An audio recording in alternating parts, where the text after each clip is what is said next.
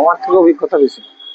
আজকে বিধানসভায় আর কিছুক্ষণ পরে পেশ হবে অভিন্ন দেওয়ানি বিধি ইউসিসি ইউনিফর্ম সিভিল কোড যে আইন, অর্থাৎ একই দেশে একই আইন, একই বিধান, একই শাসন। এই ব্যাপার নিয়ে আমাদের মুর্শিদাবাদের মানুষজনরা কি বলছে আসুন একবার দেখে নিই। এই যে অভিন্ন দেওয়ানি বিধি আইন, এই আইন যে পেশ হতে চলেছে আজকে, এই আইন নিয়ে মুর্শিদাবাদের মানুষ হিসাবে আপনার কি বক্তব্য? দেখুন, মুর্শিদাবাদের মানুষ হিসাবে বলতে গেলে প্রথম বলতে হয় বিলটা আসা পর্যন্ত অপেক্ষা করা দরকার ছিল আমাদের। তো যাকে এর নিয়ে অলরেডি বিতর্ক সমাজ মাধ্যমে শুরু হয়ে গেছে। এই বিল কিন্তু ভারতবর্ষের কোনোভাবে ধর্মনিরপেক্ষতাকে আঘাত করবে না, কারণ সংবিধানের ৪৪ নম্বর ধারায় এই বিলের প্রভিশন রয়েছে। ফলে বিল কোনো অসাংবিধানিক বিল নয়। যারা সংবিধান বানিয়েছেন তারা জেনে বুঝেই ৪৪ নম্বর ধারায় দিয়েছিলেন, কিন্তু তারপরেও অযথা বিতর্ক তৈরি করার চেষ্টা করা হচ্ছে, একটা ধর্মীয় উন্মাদনা তৈরি করার চেষ্টা হচ্ছে যে ভারতবর্ষে মুসলিম কিংবা খ্রিস্টান এই সমস্ত ধর্মের উপরে আঘাত দিয়ে। ধর্মীয় আচার আচরণের সাথে সংবিধানের বিধিবদ্ধ কিছু নিয়ম কিন্তু এক নয়। সংবিধান ধর্ম নিরপেক্ষ হবে, কোনো ধর্মকে যেরকম দেখবেও না, কোনো ধর্মকে রক্ষাও করবে না। ধর্ম পালন মানুষ নিজের মতো করবে, এর সাথে পুজো নামাজ এই বিলের সাথে তার কোনো কিছুর যোগাযোগ নাই। বিলটি সম্পূর্ণ আলাদা। সম্পত্তির অধিকার আছে, এ ধরনের বিভিন্ন বিষয় আমরা শুনছি, যদিও পুরোটা না জানলে বলাটা ঠিক হবে না।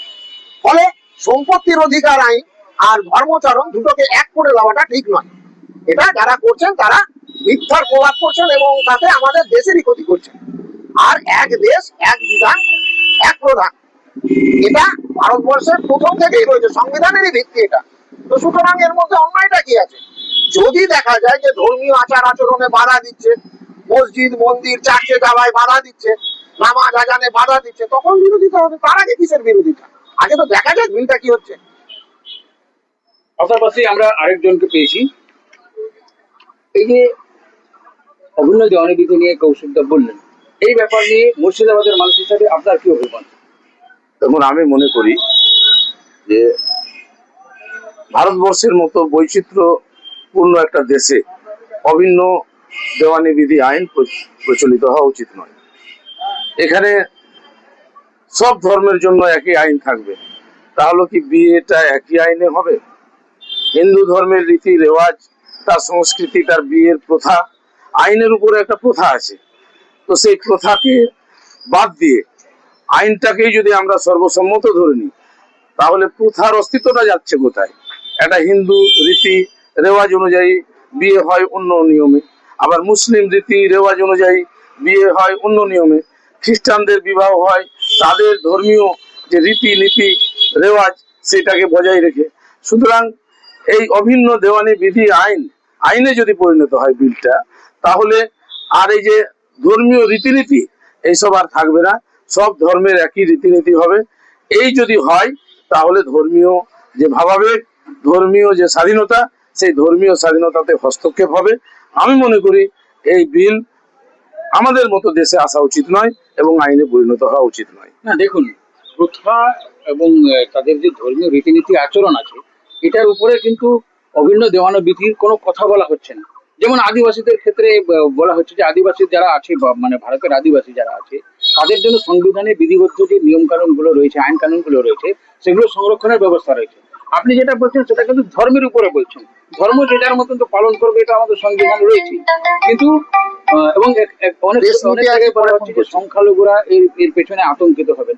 কিন্তু আপনি কোথায় দেখলেন যে আমাদের দেশটা তো ধর্ম নিরপেক্ষ, তাইলে এখানে আলাদা করে সংখ্যালঘুদের বিষয়টা কেন আসছে? এটা যদি আপনি একটু বুঝিয়ে বলেন। না, যদি আমাদের দেশে এমন একটা সংবিধান থাকে, এই সংবিধান থাকে না, একটা সংবিধান যে আছে, একটা যে আমাদের দেশের সংবিধান আছে, এই সংবিধান তো অনেক পুঙ্খানুপুঙ্খ বিচার বিবেচনা করে বি.আর. আম্বেদকরের নেতৃত্বে এই সংবিধান প্রণয়ন হয়েছিল। তো এই সংবিধানের মধ্যে এমন কিছু নেই যা নেই। নতুন করে অভিন্ন দেওয়ানি বিধি যে প্রচলিত হওয়ার কথা বলা হচ্ছে, এটা তো তখনই বি.আর. আম্বেদকর মনে করলে পারতেন যে একটা দেশে বিভিন্ন ধর্মের একই একটা আইন প্রণয়নের কথা। কিন্তু তখন বি.আর. আম্বেদকরের নেতৃত্বে যে আমাদের আইন প্রণেতাগণ বা সংবিধান প্রণেতাগণ ভেবেছিলেন যে না, আমাদের দেশে বৈচিত্র্য আছে, এখানে বিভিন্ন রকমের মতবাদ আছে, বিভিন্ন রকমের ধর্মীয় মতবাদ আছে, সেই মতবাদে মানুষের আঘাত লাগতে পারে। তার জন্যই তো তারা আলাদাভাবে এটা রেখেছিলেন।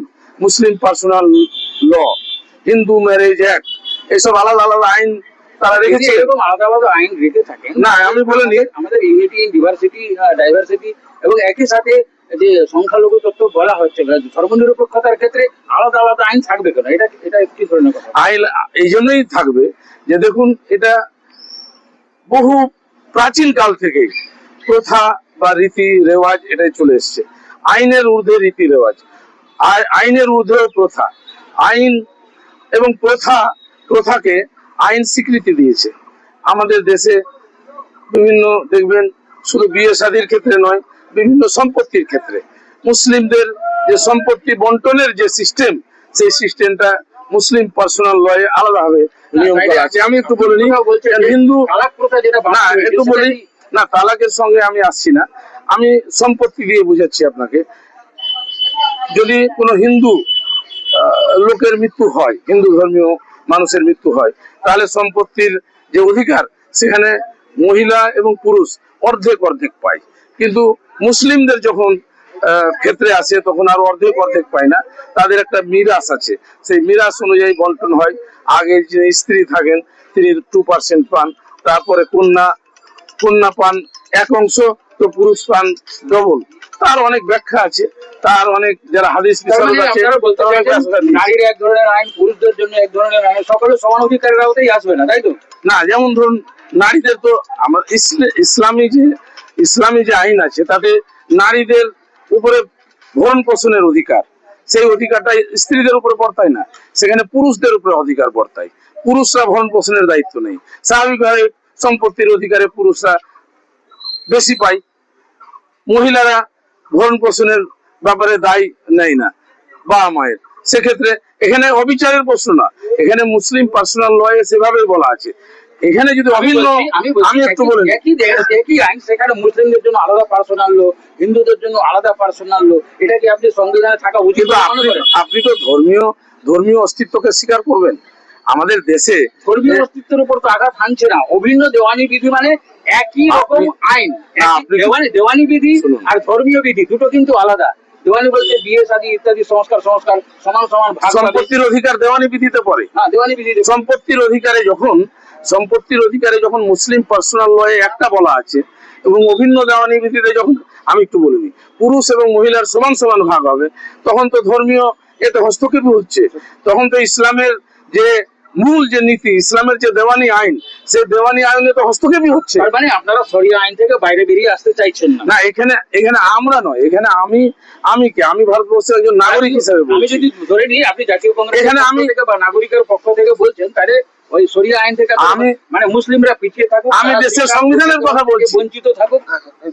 আপনি একটা জায়গায় ভুল করছেন। আচ্ছা, আমি আবার কৌশিকদার কাছে আমি দেশের সংবিধানের কথা বলছি, আমি দেশের সংবিধানের কথা বলছি। একটা জিনিস বলি, হিন্দুরা বিয়ে করে ছাদনা তলায় আগুনের সাত পাখে, মুসলিমদের সেই পদ্ধতিতে এই যে কনক্লুশনটা আজকে বিয়েতে বাধা দেবে, তো মুসলিমদেরকে কিন্তু ওই পুরুষ দেখে আগুনের সাত পাখে বিয়ে খেতে হবে, নিকাহ কবুল নামাতেই বিয়ে হবে, ফলে ধর্ম আচরণে আটকাবে। সমস্যা হচ্ছে সম্পত্তির ভাগ নিয়ে, এবং মুসলিম ছেলেরা এতদিন যে সম্পত্তির ভোগ করতো তাদের আতঙ্ক, ছেলেদেরই আতঙ্ক হয়েছে যে আমরা সম্পত্তির ভোগ বোধহয় কম পাবো। মেয়েকে তালাক দিল, বাচ্চা সমেত বার করে দিল, ঠিক আছে, অল্প সামান্য কিছু দিয়ে, আর বাকি সম্পত্তিটা তার পেয়ে গেল।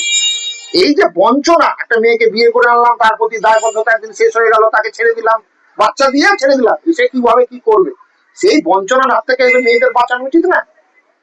আমাদের দেশের সংবিধানে যেরকম হিন্দু ছেলে মেয়েদেরও সুবিধা দেবে, মুসলিম ছেলে মেয়েদেরও সমান সুবিধা দেবে, সংবিধান তো একটাই। এখানে অভিন্ন দেওয়ানি বিধিতে মূল সমস্যা যেটা আমার মনে হচ্ছে, যে মুসলিম ছেলেদের যেহেতু সম্পত্তির ভাগ কমে যাচ্ছে, তাই তারা ধর্মকে সামনে এনে এর বিরোধিতা করছে। আপনি মুসলিম মেয়েদের কাছে সাক্ষাৎকার দিন, আমার মনে হয় তাদের বক্তব্য ভিন্ন হবে। তাই না বলবেন? আমরা মূল্য তুলে ধরলাম অভিন্ন দেওয়ানি বিধি নিয়ে, একটু বলুন। আমাদের মুর্শিদাবাদ জেলা থেকে বললেন। আমরা পরবর্তীতে এই আইন প্রয়োগ হওয়ার পরে, আইন পাস হবে, আইন পাস হওয়ার পরে সম্ভবত আইন পাস হয়ে যাবে, সংখ্যাগরিষ্ঠতা রয়েছে। আইন পাস হওয়ার পরে আমরা আবার আপনাদের সামনে ডিবেটে তুলে ধরবো এবং অধিক অধিক সংখ্যায় মানুষকে নিয়ে ডিবেট তুলে ধরবো। অভিন্ন দেওয়ানি বিধি যে পশ্চিমবঙ্গ রাজ্য সরকার আজকে বিল আনতে চলছে, সেই বিলের পরিপ্রেক্ষিতে আগামী দিনে মুর্শিদাবাদের মানুষ কি বলবেন? আপনারা দেখছেন ডি নিউজ কলকাতার সঙ্গে আমি সুলতান।